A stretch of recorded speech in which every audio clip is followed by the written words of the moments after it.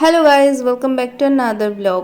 আজকে থাম্বনেলটা দেখে তোমরা বুঝতেই পারছো আজকের ভিডিওটা কি হতে চলেছে। সামনে বিয়ের সিজন আর আমাদের বন্ধুদের মধ্যে একজনের কিন্তু বিয়ে, তাই জন্য আমরা সব বন্ধুরা মিলে একটা আইবুড়ো ভাতের অ্যারেঞ্জমেন্ট করেছি। আমাদের ফ্রেন্ড সার্কেলের মধ্যে ওরই কিন্তু ফার্স্ট বিয়ে হচ্ছে, সো আমরা ভীষণ এক্সাইটেড ছিলাম। তার সাথে এটা ভেবে অবাকও হচ্ছিলাম যে কবে এত বড় হয়ে গেলাম। যাই হোক, আইবুড়ো ভাতের অ্যারেঞ্জমেন্টটা আমরা করেছি ভূতের রাজা দিলবরের সোদপুর আউটলেটে। আর এখানে রিভিউটা ফেসবুক, ইউটিউব সব কিছুতে দেখছিলাম খুবই ভালো।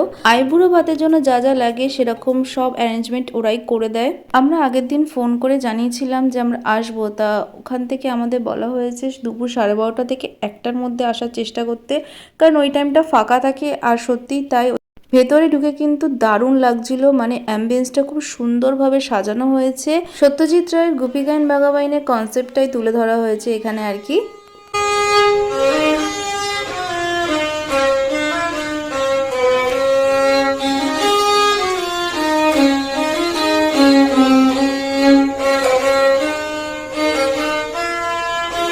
চলো এবার দেখি ভূতের রাজা কি কি বর দিচ্ছে। তো এখানে আমরা মেনুটা দেখছিলাম, দেখে আমাদের আইবুড়ো ভাতের মেনুটা যেটা ভালো লাগলো, তার সাথে সমস্ত অ্যারেঞ্জমেন্ট ওরা ইনক্লুডেড করবে, সেটা হচ্ছে 1299 থালিটা। তো ওটাই আমরা অর্ডার দিয়েছি এখানে। আইবুড়ো ভাতের থালিতে কি কি আইটেম আছে সেলি এখানে সেগুলোই পড়ছিল। আর এদিকে আশীর্বাদের অ্যারেঞ্জমেন্ট সব রেডি। তো এবার আশীর্বাদের পর্বটাই আমরা সারবো।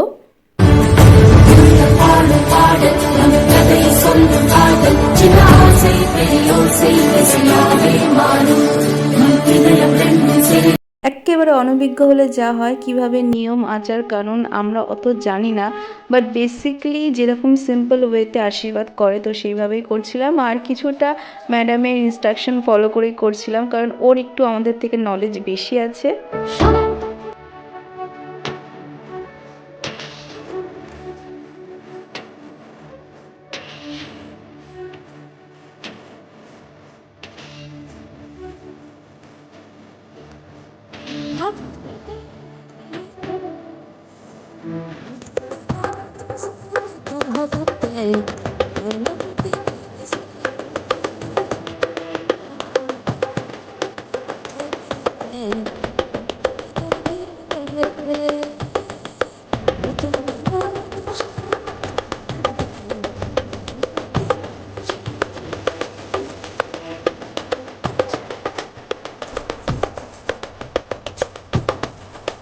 অ্যারেঞ্জমেন্ট কিন্তু ওরা খুব একটা খারাপ করেনি, বাট বেশিরভাগ সময় ওদেরকে বলে দিতে হচ্ছে যে মিষ্টি আনার কথা, জল আনার কথা, তো সেগুলো বলে বলে আমাদের করাতে হয়েছে। যতটা এক্সপেকটেশন নিয়ে গেছিলাম ততটা ভালো কিন্তু অ্যারেঞ্জমেন্ট করতে পারিনি ওরা, আমাদের সব বলে বলে করাতে হয়েছে।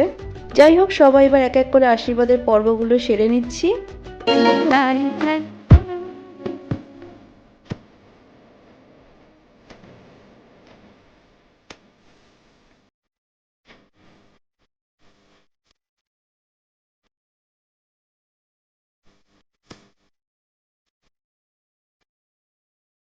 আশীর্বাদী পর্ব শেষ করে এবার যাব ভুরিভোজের দিকে। আজকের আইটেমগুলো যেগুলো আছে, দুটো লুচি, তার সাথে ছোলার ডাল আর ভাত, পোলাও, মাছের মাথা দিয়ে ডাল, 5 রকম ভাজা, ফিশ ফ্রাই। এখানে 3টে মাছের আইটেম করেছে, একটা হচ্ছে কাতলা মাছের কালিয়া, চিতল মাছের ঝাল আর ভেটকি পাতুরি। তার সাথে ছিল ডাব চিংড়ি আর মাটন কষা, তারপরে চাটনি, পাঁপড়, মিষ্টি, এসব তো ছিলই।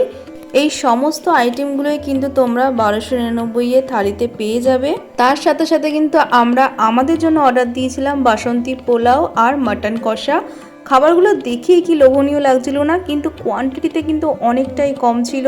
পোলাওটা যেরকম মিষ্টি মিষ্টি হয়, তার সাথে আমরা যে কোনো সাইড আইটেম একটু ঝাল ঝাল পছন্দ করি, কিন্তু এখানে মাটন কষাটা একটু মিষ্টি মিষ্টি লাগলো। মানে আমরা যেহেতু ঝালটা বেশি খেতে ভালোবাসি, তাই জন্য আমাদের কাছে সমস্ত আইটেমগুলো কিন্তু অনেক মিষ্টি মিষ্টি লেগেছে। বেসিক্যালি যারা ঘটি তাদের জন্য আইডেল প্লেস, মানে যারা একটু খাবার মিষ্টি পছন্দ করে তাদের জন্য আইডেল প্লেস, বাট যারা বাঙাল বা যারা একটু ঝাল খেতে বেশি ভালোবাসে তাদের কিন্তু একটা আইটেমও খুব একটা ভালো লাগবে না।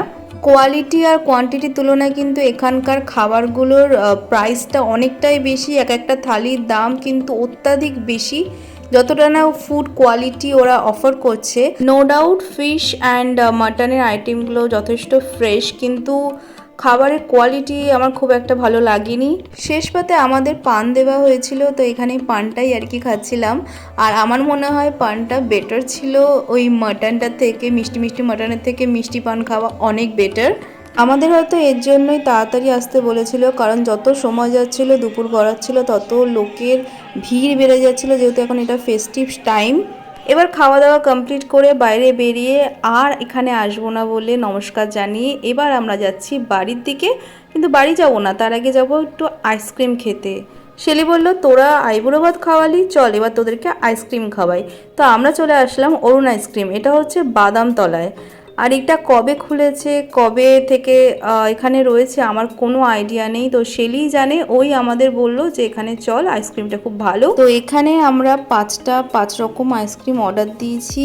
কোনটা কীরকম এখন আমার নাম মনে পড়ছে না, বাট তোমাদের আইটেমগুলো দেখিয়ে দিচ্ছি। হ্যালো শেলি, কুকিজের মধ্যে আইসক্রিম। আমার হাতে যেটা রয়েছে এটার ফ্লেভারটা আমি একদম বুঝতে পারছিলাম না ফার্স্টে, তো এটা মোটামুটি লেগেছে। থেকে ভালো লেগেছে ছোটো ছোটো আইসক্রিমগুলো, যেটা রাসবেরি ফ্লেভারে। এখানে আর আমি এটাই ডিসকাস করছিলাম যে আজকে দিনটা ভালোই কেটেছে, কিন্তু এই খাবারের মিষ্টির পরিমাণটা অনেকটা বেশি ছিল।